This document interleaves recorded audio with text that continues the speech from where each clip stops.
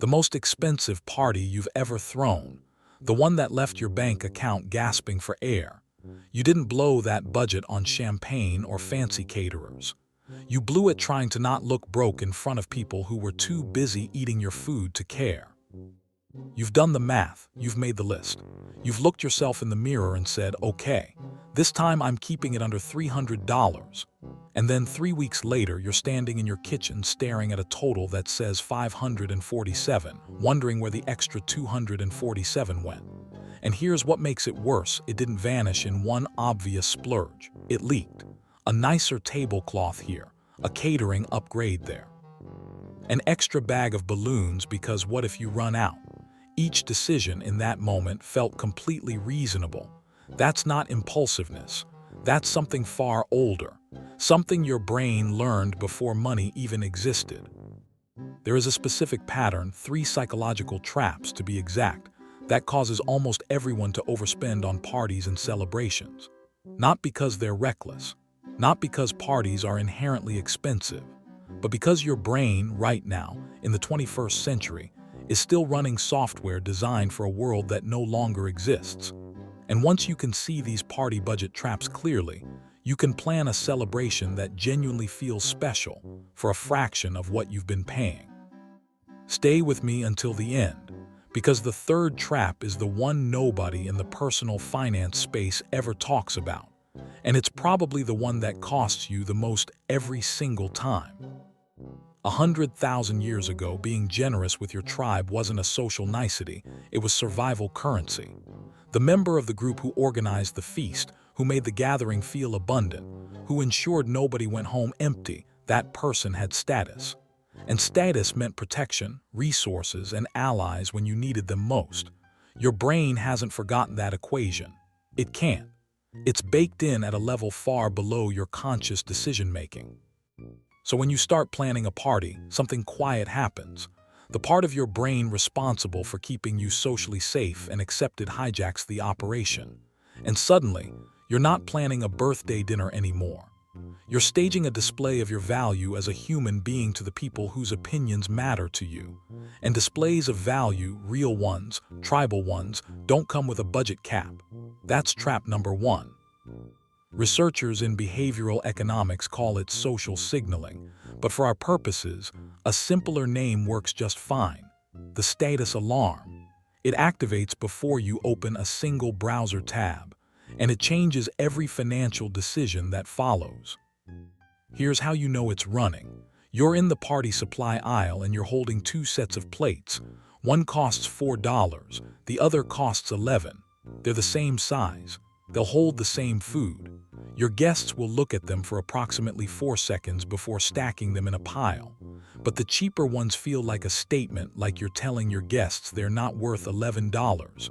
You'd never say that out loud. Your brain says it silently, automatically, and then emotionally loads the cheaper option with a meaning it was never meant to carry. This is why you consistently spend money on things you know your guests won't notice. Because you're not buying those things for your guests. You're buying them to quiet a prehistoric alarm screaming that your tribe might think you're cutting corners. That's the status alarm operating at full volume. And it costs the average party host somewhere between $40 and $100 extra per event, without a single visible upgrade to show for it. Now here's where the party budget situation gets more complicated. Trap number 2 doesn't come from inside you. It comes from the structure of every pricing page, every vendor package, and every party supply bundle you've ever encountered. It's called the Decoy Effect, and it works like this. When you look at catering options, decoration bundles, or venue packages, you almost always see 3 tiers: basic, premium, and one in the middle that seems perfectly reasonable. That middle option exists for one reason only: to make you feel smart and responsible for not choosing the expensive thing, while spending significantly more than you originally planned. The most expensive tier was never really designed to be purchased. It was designed to make the middle tier feel like the obvious, rational choice. Research in consumer psychology has shown this repeatedly. When 3 options are presented, people choose the middle one at dramatically higher rates than when only two options exist with the same prices. You didn't choose the middle catering package because it fit your needs. You chose it because your brain finds psychological safety in the center of any given range.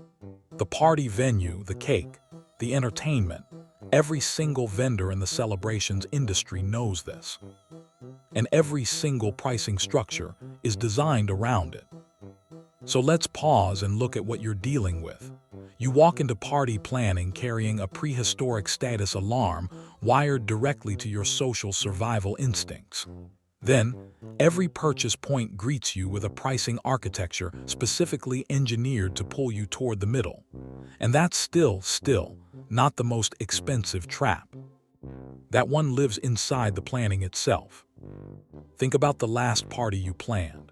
At some point, you made a decision that felt creative and fun and completely harmless. You picked a theme, a tropical party, a garden brunch, a 90s night. That single decision, which took maybe 30 seconds, functionally became a spending commitment engine for everything that followed.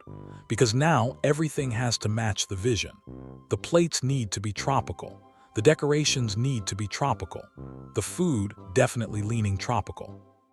The theme didn't save you money. The theme created a visual standard you felt emotionally obligated to meet, and then turned every budget-friendly choice into a small betrayal of that standard. That's trap number 3, theme lock. And the reason it's the most dangerous is that it generates its own momentum. Once you're in it, cutting costs doesn't feel like saving money. It feels like dismantling something. Most people don't recognize this until they're already $200 past their party budget, wondering why they felt compelled to buy matching coconut cups for a party held indoors in November. These 3 traps don't operate in isolation. They compound. Your status alarm makes you emotionally invested in the party looking abundant. Theme lock creates a visual standard that the alarm will defend at every turn. And the decoy effect shows up at every single purchase, every single time, offering the middle option as the voice of reason. A party budget isn't a number you set once and then defend. It's a decision you have to consciously remake approximately 40 times during the planning process. Each time while standing in a store or scrolling a website that was built to move you in exactly one direction. Most party budgeting advice gives you the same answer. Make a list, stick to it, buy the cheaper version of things. You've heard it. You've tried it. The list gets made in a calm, rational Saturday morning. Then it gets executed in 40 emotional micro-moments spread across 3 weeks of planning. The list doesn't fight the traps. It just gives you something to feel guilty about when the traps win. Here's what actually works. 3 envelopes, 3 mental allocations you build before you start planning anything, and before you see a single price. Envelope 1 is your experience budget. This covers everything your guests will actually feel: food, drinks, music, anything that creates a sensation or a memory. This gets 60% of whatever total you've decided to spend, because this is genuinely the only part of the party that your guests will remember 3 months from now. Nobody has ever said, "I still think about those napkins." Nobody. Envelope 2 is your atmosphere budget. This covers the visual environment, decorations, lighting, anything that makes the space feel intentional rather than accidental, 25%.